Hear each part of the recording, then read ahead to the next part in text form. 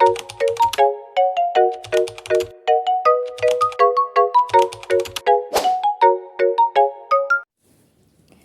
day, ma'am. I'm Princesa S. Pastoral.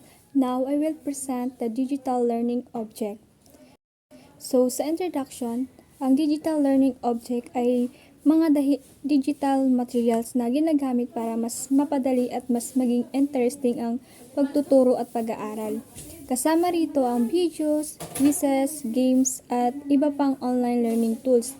Mahalaga ito sa edukasyon para makakatulong ito gawing mas interactive at engaging ang learning experience ng mga estudyante sa tulong ng teknolohiya, mas mabilis makakuha ng impormasyon at mas madaling maintindihan ng mga lessons.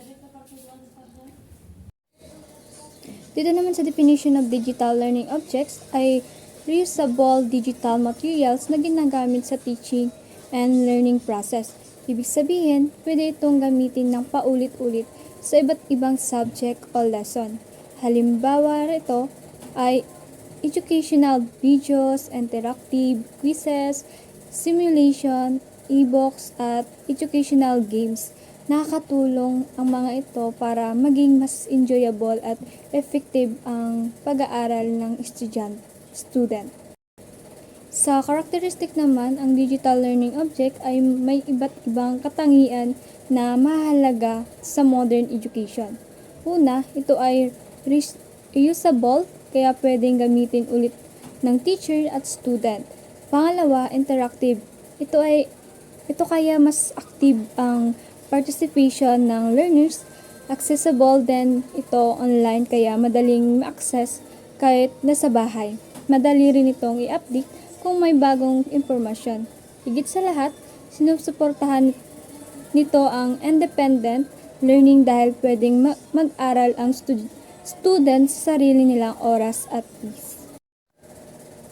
So, dito naman sa types of digital learning object, ang iba't ibang types o DLO ay multimedia, presentation, educational, videos, online quizzes, virtual labs, at podcast. Ginagamit ang mga ito para gawing mas interactive at mas madaling maintindihan ang lesson ng student.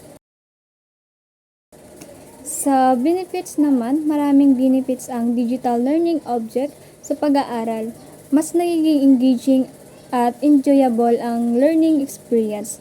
Nakakatulong din ito para mas maintindihan ng lessons at nagbibigay ng flexible learning anytime and anywhere. Na-encourage rin ng student na matuto sa sarili nilang pace. Sa challenge of digital learning object naman, may ilang challenges din ang paggamit ng DLO. Kailangan nito ng internet connection at gadget. Minsan may technical problems din ang maaring ma-distract ang students. May ibang learners din na nahihirapan gumamit ng technology.